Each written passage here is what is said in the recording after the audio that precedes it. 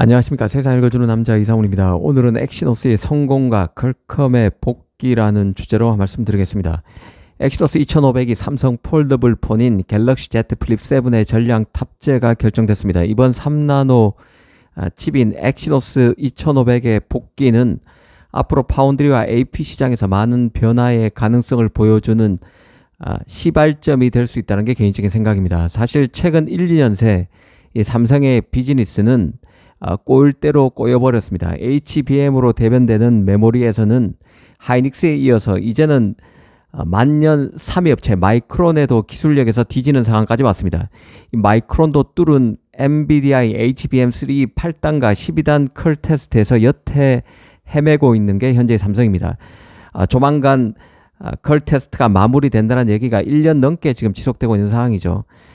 이런 수모는 AMD의 12단 HBM3E를 납품하고 브로드컴의 HBM3E 8단을 납품한다고 가려질 수 있는 일이 아닙니다. 이 파운드리는 TSMC와의 점유율 격차가 8배 이상으로 벌어졌습니다. 한마디로 3위 업체에 위협받는 중국의 SMIC죠. 3위에도 위협받는 2류로 자리매김했고, AP인 엑시노스는 안드로이드 진영에서 퀄컴 추월은커녕 미디어텍, 대만의 미디어텍의 디멘시티에도 못 미치는 3등으로 전락했다는 평가에 제대로 반박하기 어려운 실정까지 왔습니다. 그렇다 보니 그나마 삼성 사업부에서 낫다는 스마트폰의 경우도 뜯어보면 빛 좋은 개살구에 불과하다는 말이 나올 법한 상황입니다. 겉은 이른바 외형을 의미하는 스마트폰 폼팩터에서는 삼성이 앞서 나갈지 몰라도 그 안을 구성하는 핵심 부품 메모리와 AP는 미국 제품에 더 의존도가 커진 상황이 굴욕적인 현재의 삼성 상황입니다.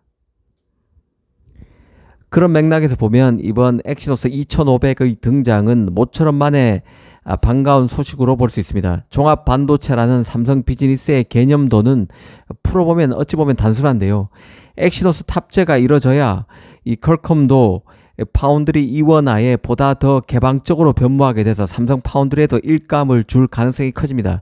이렇게 되면 삼성은 엑시노스와 퀄컴 AP 탑재에 따른 황금률을 고민하게 됩니다. 이는 마치 퀄컴이 자신의 AP인 스냅드래곤의 최대 수요처로서 삼성의 갤럭시를 잡기 위해서 자신의 AP를 만들 TSMC와 삼성에 맡길 주문의 황금률을 고민하게 되는 것과 같은 이치입니다. 퀄컴 물량을 잡게 된다는 것은 삼성 입장에서는 엑시노스 자사 물량인 엑시노스와 함께 스냅드래곤을 동시에 만들면서 레퍼런스를 축적할 수 있는 계기가 되는 것이죠. 역시 경험보다 더 좋은 자산은 없습니다. 이런 배경을 깔고 최근에 일어난 일을 한번 복귀하고 음미해 보겠습니다. 최근 외신에서는 퀄컴이 삼성 2나노 공정으로 스냅드래곤 8 엘리트 2 AP를 포함해서 몇 가지 칩의 양산 테스트를 진행하고 있다는 소식이 돌아섰습니다. 이 가나팔리란 프로젝트명으로 알려진 스냅드래곤 8 엘리트 2 칩의 경우는 대부분의 칩이 TSMC 3나노 파생 노드인 N3P로 제작되고 일부는 삼성의 2나노에서 만들어진다는 게 핵심입니다. 사실 삼성으로서는 엑시노스 2600을 갤럭시 S26에 탑재하겠다는 목표고, 이는 퀄컴으로서는 AP 판매가 줄어들게 되는 요인이 될 수 있습니다. 그런 만큼 자신의 AP를 일부 삼성 파운드리에 맡기고 갤럭시 S26 탑재량은 조금이라도 더 확보하려는 전략일 수 있을 것으로 봤습니다. 그런데 이번에 삼성은 갤럭시 Z 플립 7에 최초로 스냅드래곤을 빼고 엑시노스 2500을 전량 탑재하는 결정을 했습니다.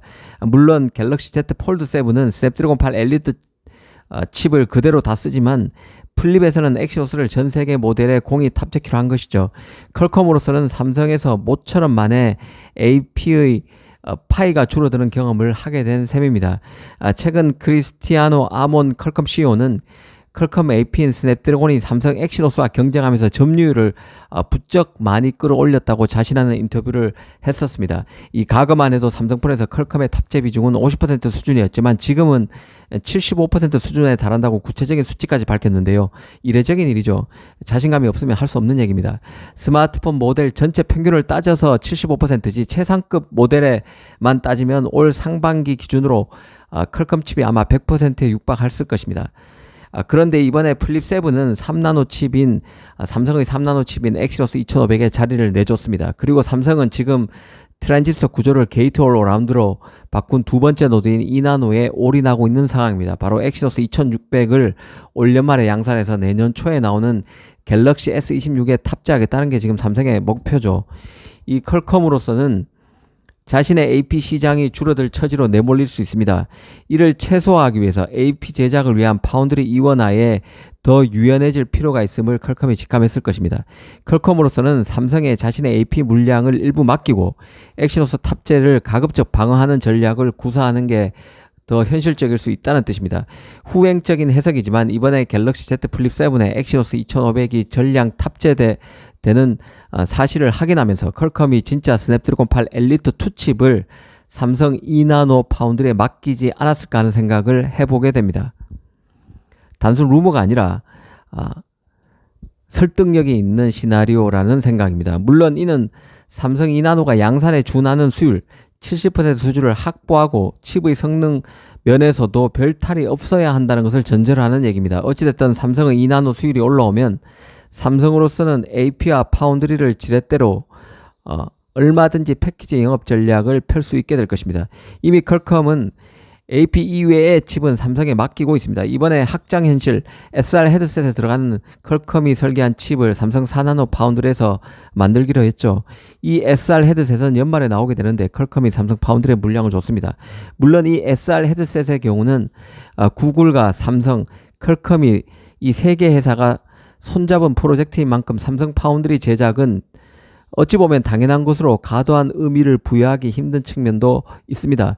다만 분명한 것은 삼성 파운드리 수율이 회복되면 삼성이 갖고 있는 각종 세트 업체로서의 위상, 스마트폰, 노트북, PC 이쪽에서 세트 업체의 위상을 감안하면 퀄컴이 설계할 각종 칩도 삼성 파운드리를 활용할 가능성은 이전보다 훨씬 커질 수밖에 없을 것입니다.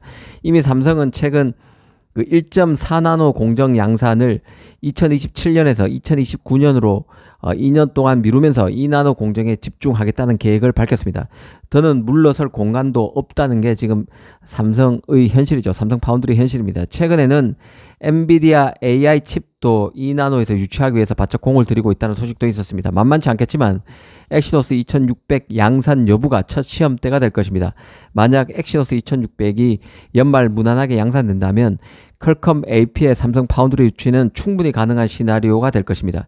이 경우 구글의 픽셀 10에 들어가는 AP인 텐서 칩 G5도 지금 TSMC에서 전량 만들어지는 것으로 알려져 있는데요.